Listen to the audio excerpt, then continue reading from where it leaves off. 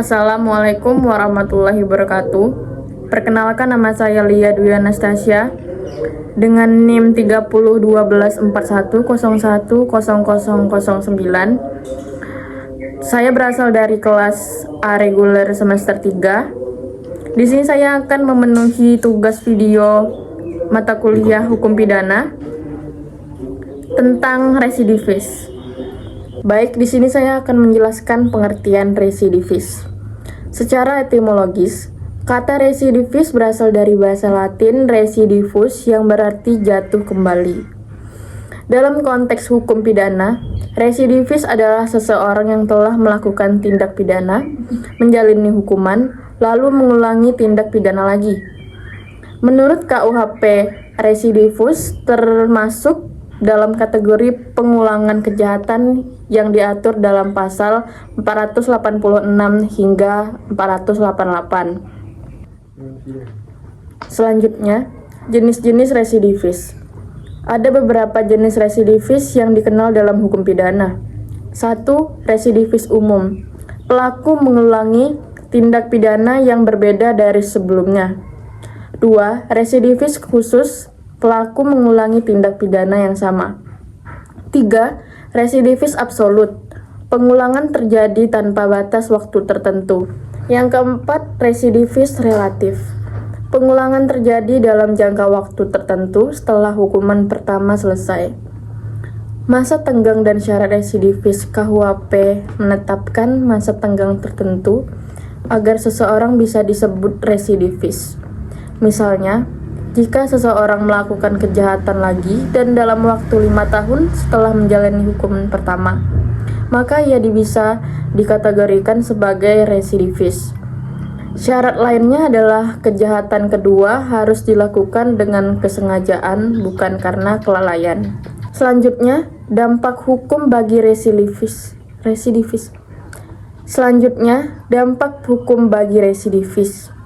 Residivis bisa dikenal hukuman yang lebih berat. Dalam praktiknya, status residivis menjadi alasan pemberat pidana karena dianggap menunjukkan bahwa pelaku tidak jera dan berpotensi mengulangi perbuatannya. Hakim dapat mempertimbangkan status ini dalam menjatuhkan vonis, termasuk memperpanjang masa hukuman. Dan yang terakhir, faktor penyebab residivisme. Beberapa faktor yang menyebabkan seseorang menjadi residivis antara lain: 1. Kondisi ekonomi, sulitnya mencari pekerjaan setelah keluar dari penjara. 2. Stigma sosial, masyarakat seringkali menolak mantan narapidana. 3. Lingkungan pergaulan, kembali ke lingkungan yang sama bisa memicu kejahatan ulang. Yang keempat, kegagalan sistem permasyarakat rehabilitasi yang tidak efektif. Selanjutnya, contoh kasus residivis. Kasus residivis kejahatan terhadap tubuh atau penganiayaan. Seseorang, sebut saja B, dihukum 6 bulan penjara pada tahun 2022 karena penganiayaan ringan terhadap tetangganya.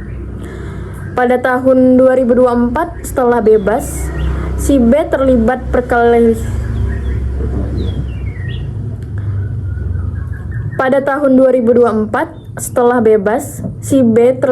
perkelahian dan kembali melakukan penganiayaan berat terhadap orang lain. Karena ia mengulangi tindak pidana sejenis atau kejahatan terhadap tubuh atau penganiayaan, maka si B berstatus residivis penganiayaan. Satreskrim Polres Tapin bersama dengan Polsek Tapin Tengah berhasil mengamankan 2 orang tersangka berinisial MP dan AR yang melakukan penganiayaan terhadap disabilitas. Ya, kejadian ini disebabkan kesalahpahaman tersangka terhadap korban yang mengira korban mabuk karena berbicara tidak jelas. Berawal dari cekcok dengan 2 orang pada saat akan mampir ke warung malam di Kecamatan Tapin Tengah, 2 orang tersangka bernama Padli dan Rijali melakukan penganiayaan terhadap seorang disabilitas tunarungu, yang mana korban atas nama Kamarudin mendengar ada keributan dan mencoba melihat ke tempat kejadian. Namun naas, maksud korban malah disalahpahami kedua tersangka yang dikira rekan dari musuh sebelumnya. Terlebih korban yang merupakan tunarungu ini dikira kedua tersangka dalam keadaan mabuk sehingga melakukan pemukulan terhadap korban.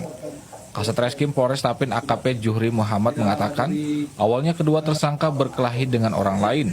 Namun setelah yang lain bubar, korban datang dan disalahpahami oleh tersangka sehingga terjadi pemukulan. Hari Jumat 6 Desember 2024 sekira pukul 23.10 WITA. Jadi hampir tengah malam terjadi peristiwa ini. Latar belakang terjadinya peristiwa ini yaitu antara dua orang pelaku yang ada di belakang sempat terjadi cekcok dengan dua orang pelaku lainnya.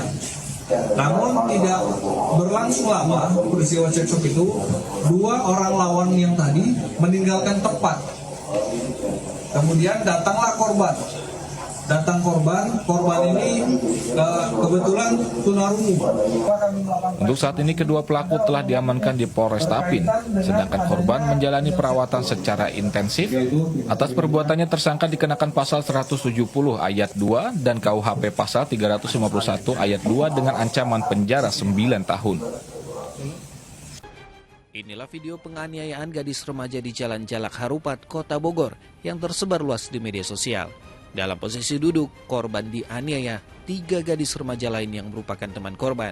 Setelah kejadian, orang tua bersama korban melapor ke Mapolresta Bogor. Akibat dianiaya, gadis 15 tahun itu menderita luka lebam di bagian kepala.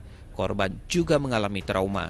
Kami sedang mendalami bagaimana kronologis ceritanya dan juga terkait dengan saksi-saksi dan juga barang bukti yang ada. Kemudian untuk sampai saat ini kami telah menurunkan tim untuk mempercepat prosesnya, terutama kita memenuhi 2 alat bukti. Yang pertama adalah pemenuhan saksi yang ada. Setelah menerima laporan orang tua dan korban, polisi berencana memanggil seluruh pelaku yang ada di dalam video, termasuk pelaku yang merekam aksi penganiayaan. Iwan Kurniawan melaporkan dari Bogor, Jawa Barat. Saat ini kita menghadapi situasi darurat kekerasan seksual. Ini ada 42 kasus dugaan kekerasan seksual. Perguruan tinggi masih menjadi institusi pendidikan di mana kasus kekerasan seksual paling banyak terjadi. Pemuda yang menganiaya seorang mahasiswa terkait aksi kekerasan atau bully sejumlah mahasiswa terhadap seorang mahasiswa.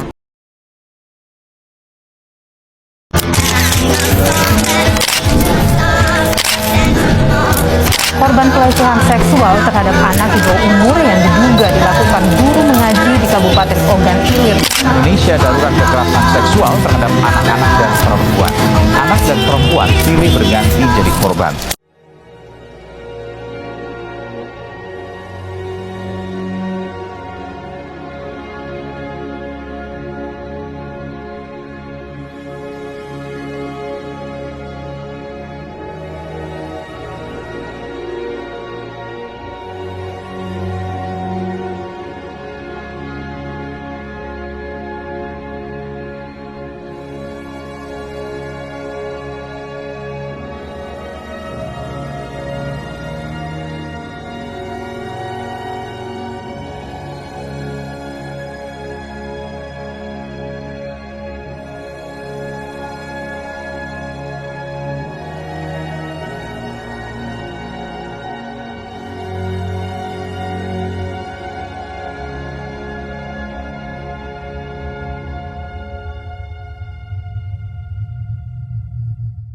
you